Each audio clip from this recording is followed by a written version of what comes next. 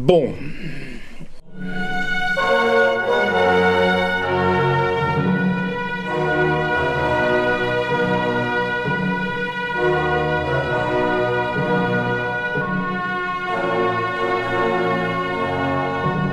Nous allons donc aborder le sujet qui fâche. Ceux qui avaient déjà mon livre sur la maçonnerie avaient vu l'illustration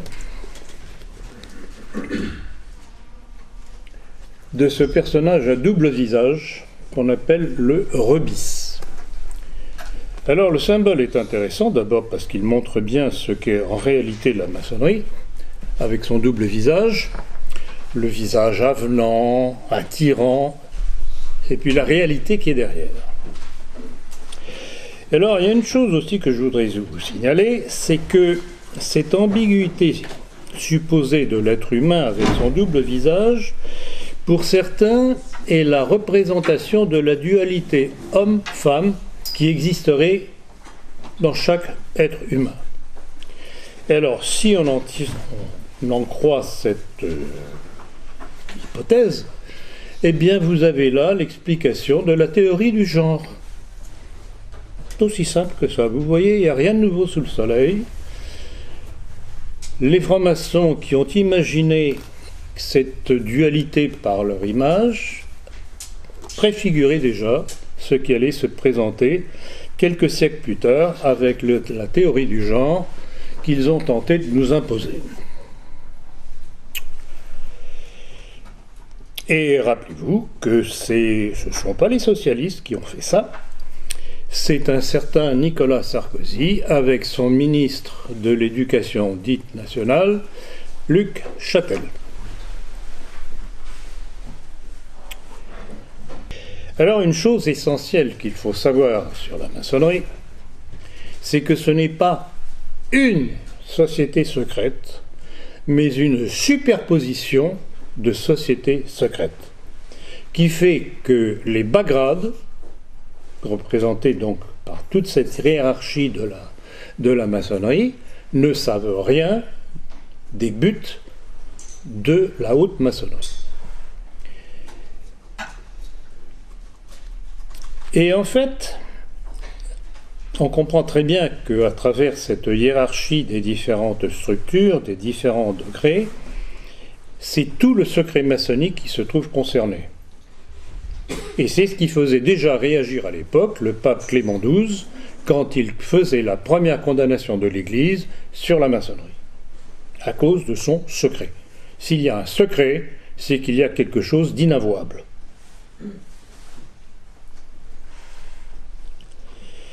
Alors, commençons par voir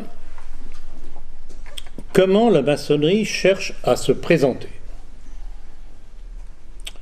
Et je vais commencer par l'élément fondamental et, disons, constitutif, que sont les constitutions d'Anderson qui datent de 1723, qui est, on peut le considérer comme le véritable bréviaire de la maçonnerie, et qui démontre parfaitement, justement, cet aspect rassurant que la maçonnerie cherche à se donner. Et je cite le texte de ces constitutions d'Anderson. Un maçon est obligé par sa tenure d'obéir à la loi morale. S'il entend bien l'art, entre parenthèses maçonnique, il ne sera jamais un athée stupide ni un libertin irreligieux. On juge plus commode de nos jours de ne pas les obliger qu'envers la religion sur laquelle tous les hommes se mettent d'accord, laissant à chacun la liberté de ses opinions personnelles.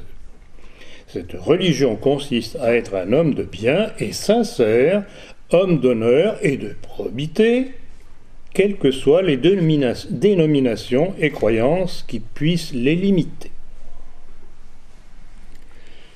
Voilà donc le cadre rassurant, apparemment fort louable, par lesquels la maçonnerie attire nombre d'idéalistes, mais aussi, surtout, beaucoup de personnes intéressées par la promotion de leur carrière professionnelle. Mais aussi, surtout, beaucoup de personnes intéressées par la promotion de leur carrière professionnelle.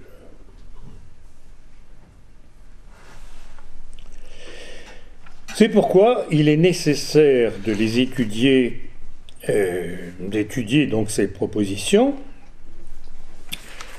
dans leur action véritable et dans leurs conséquences pour en discerner la réalité au-delà des apparences.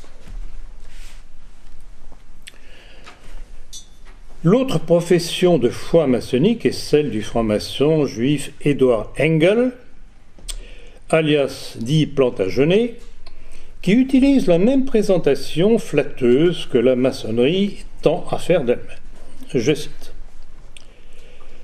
La franc-maçonnerie, institution essentiellement philanthropique, philosophique et progressiste, a pour objet la recherche de la vérité, l'étude de la morale et la pratique de la solidarité. Elle travaille à l'amélioration matérielle et morale, au perfectionnement intellectuel et social de l'homme.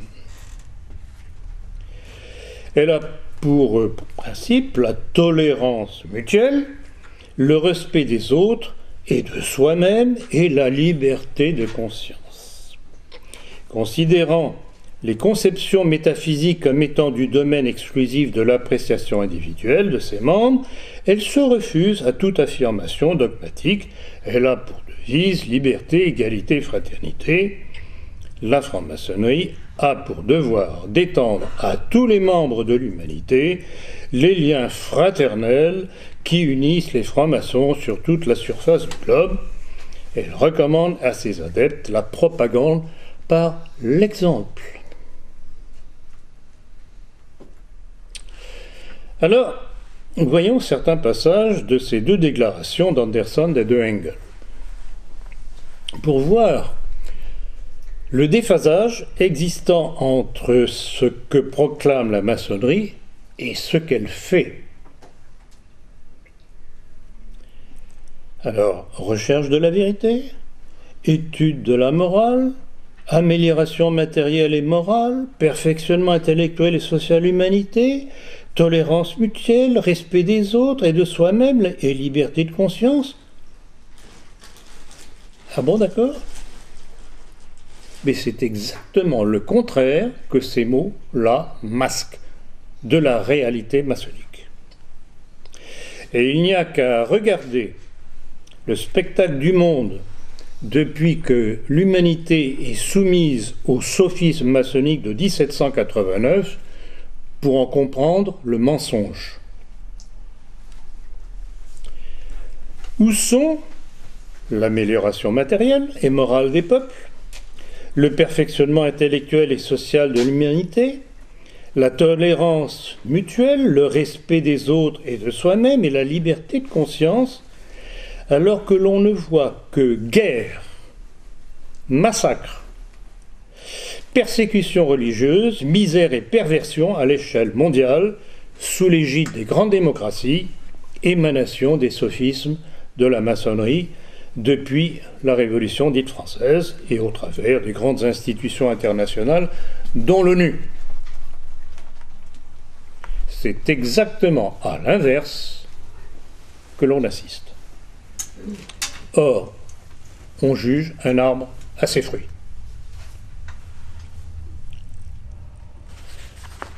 Venons-en maintenant aux questions essentielles qu'il faut se poser à propos de la maçonnerie.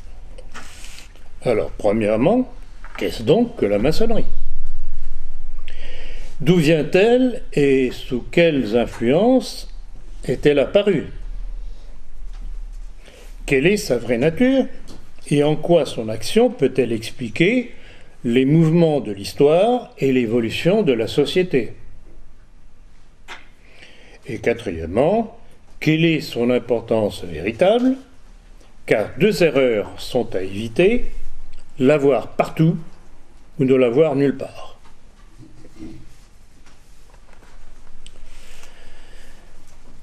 Voyons donc ce qu'est la maçonnerie et ce qu'elle propose. Et là, comme d'habitude, je vais me baser sur les propres textes d'auteurs maçons et juifs pour le démontrer.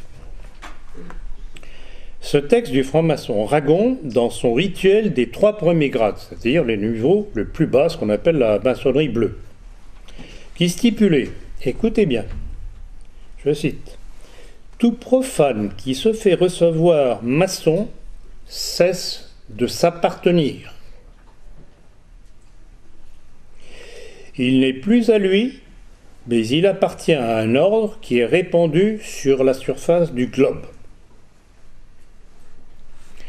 Donc vous vous rendez compte, dès le début, déjà envers ceux qui ne connaissent rien des buts de la maçonnerie, on leur dit « Vous n'êtes plus libres, vous nous appartenez ».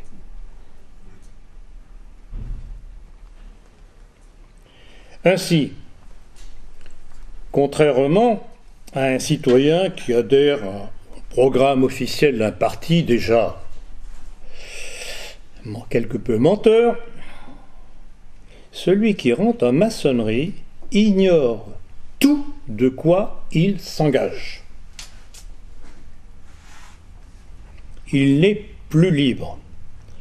Et le cynisme du haut initié Albert Pike confirme cette duplicité dans son ouvrage Morals and Dogmas. Je cite, « Une partie des symboles est divulguée à l'initié, mais ce dernier est intentionnellement induit en erreur. On ne veut pas qu'ils comprennent. Leur vraie explication est réservée aux princes de la maçonnerie, c'est-à-dire ceux qui arrivent au haut degré. »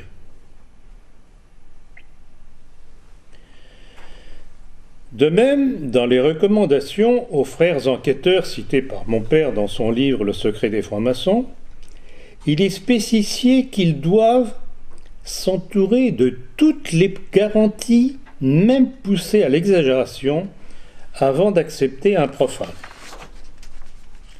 Les profanes sont prévenus qu'en cas de supercherie, la maçonnerie, je cite, ira jusqu'à les attaquer dans leurs biens et leurs personnes. Où est donc la liberté de ces profanes s'ils sont à ce point menacés s'ils ne marchent pas droit?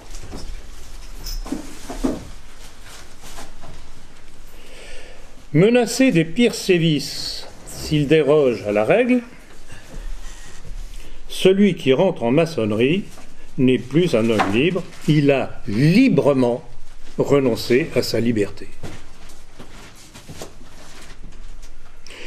Où sont donc là-dedans la liberté, la tolérance, invoquée, proclamée par la maçonnerie dès ses débuts dans les constitutions d'Anderson?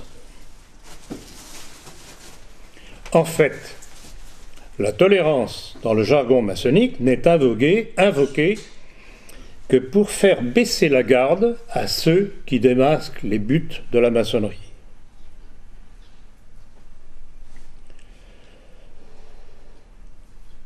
Ainsi, du secret maçonnique et de la discipline exigée à ses membres découle une double tromperie. Celle du député qui, entré en maçonnerie, fait allégeance non plus au parti dont il est l'un des adhérents, mais à la maçonnerie. Et deuxièmement, celle du citoyen qui croit voter pour un programme de son candidat, d'un certain parti, alors que celui-ci ne représente que les intérêts, que les buts de la maçonnerie.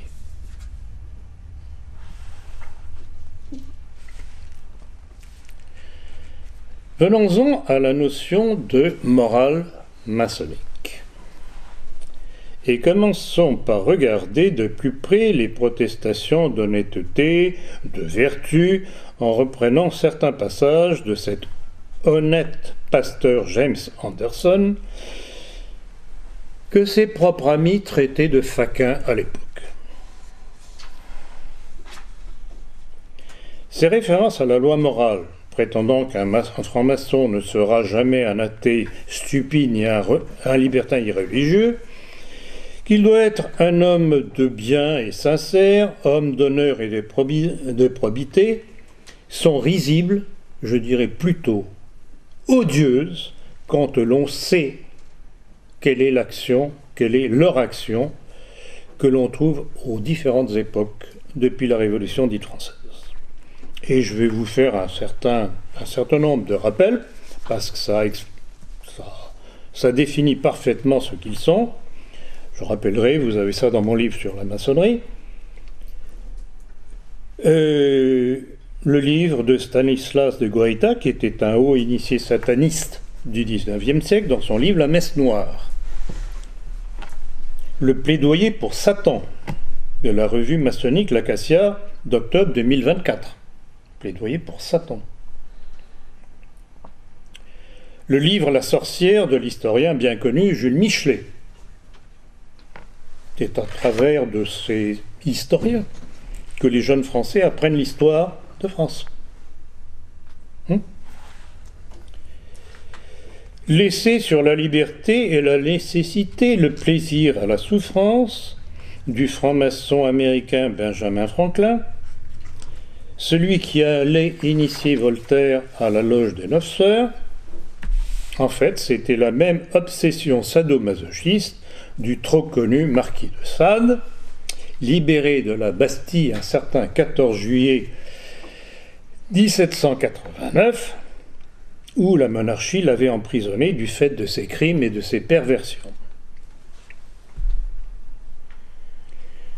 Telle est la symbolique de la fête dite nationale de la République, le 14 juillet.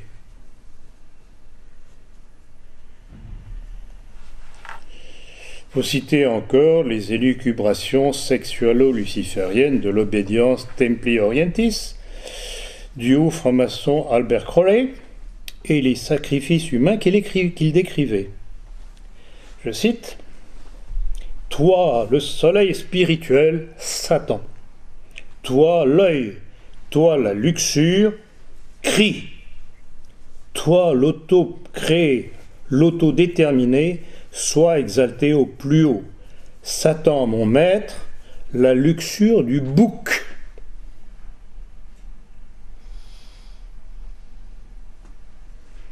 Ce serpent Satan n'est pas l'ennemi de l'homme, mais celui qui fait des dieux de notre race.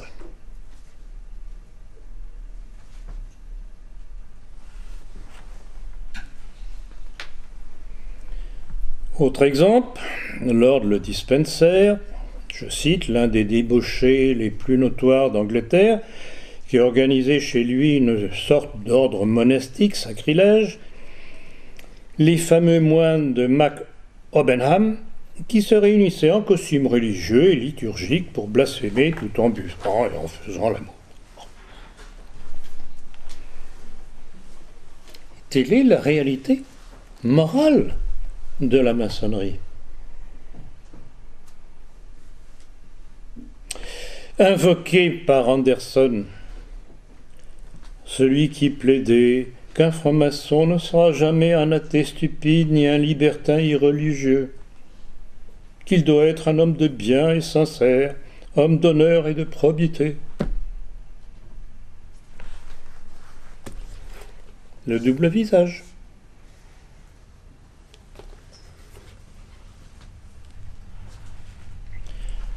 Alors, question. Pourquoi ce déphasage entre les vertus maçonniques invoquées et la réalité du comportement des francs-maçons à toutes les époques? Serait-ce que les beaux principes maçonniques auraient été mal compris, mal appliqués, ou bien ces belles déclarations ne servent-elles qu'à occulter la réalité perverse et satanique de la maçonnerie? En outre, si ces beaux principes affichés avaient été détournés, Depuis l'accumulation de ces déviations supposées, la maçonnerie n'aurait-elle pas eu le temps de faire le ménage? Eh bien non, au lieu de cela, on ne peut que constater que son action ne va que vers la dépravation de l'homme et de la société, sous prétexte d'avancées sociétales, savamment introduites progressivement pour faire croire à l'évolution fatale de la société. Mais n'est-ce pas Madame Simone Veil qui le disait tout simplement lorsqu'elle était ministre de la Santé du gouvernement Chirac, sous la présidence de M. Giscard dit d'Estaing, dans le Times de Londres du 3 mars 1975, je cite, « En modifiant la loi, vous pouvez modifier fondamentalement le modèle du comportement humain. » Ben voilà, c'est ce qui se passe. Ceux qui nous gouvernent, que ce soit la droite libérale ou les socialistes, c'est la même chose. Une loi qui va faire évoluer la société. Et ce qui devient légal, j'attire bien votre attention là-dessus, ce qui devient légal aux yeux du bon peuple devient licite. Devient licite.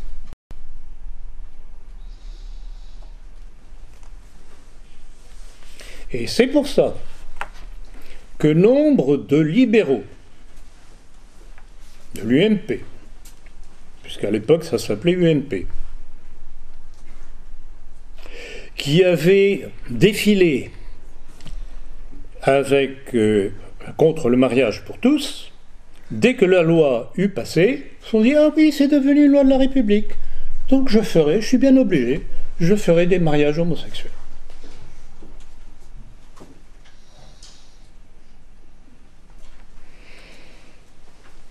Et vous pouvez aller sur Internet, voir justement sur le mariage homosexuel quels sont ces individus de l'UMP qui ont, du jour au lendemain, basculé de l'autre côté. C'est une loi de la République, hop, c'est légal, donc c'est licite, donc je m'incline. C'est aussi simple que ça. Et comme disait Simone Veil, il suffit d'une loi. Voilà comment les peuples sont manipulés. Et je vous ferai observer que quand aussi bien les libéraux que les socialistes hurlent contre la chimère qu'ils appellent l'ordre moral, c'est justement parce qu'ils ont peur que l'on remette les pendules à l'heure.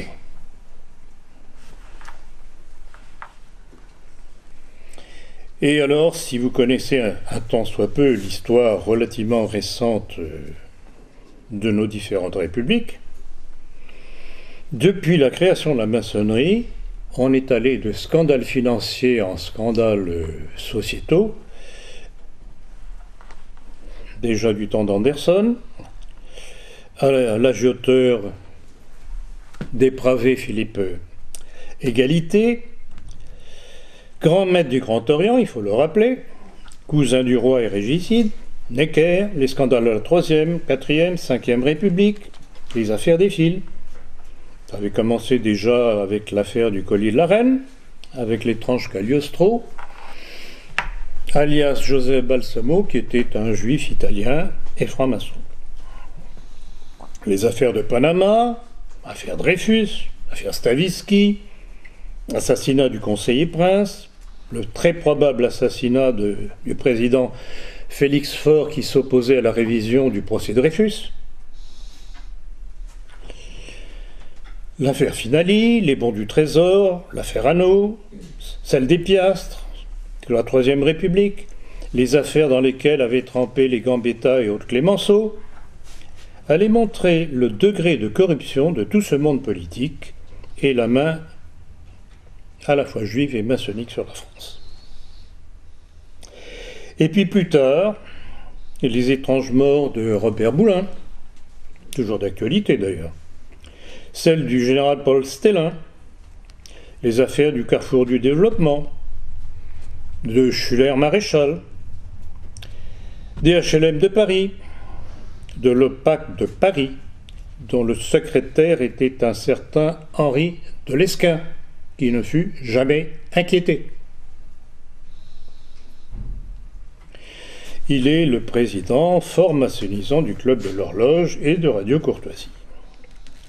Et puis les affaires du Sentier, dont les responsables curieusement disparaissent brusquement un jour, trouvant refuge en Israël, sans qu'ils soient inquiétés.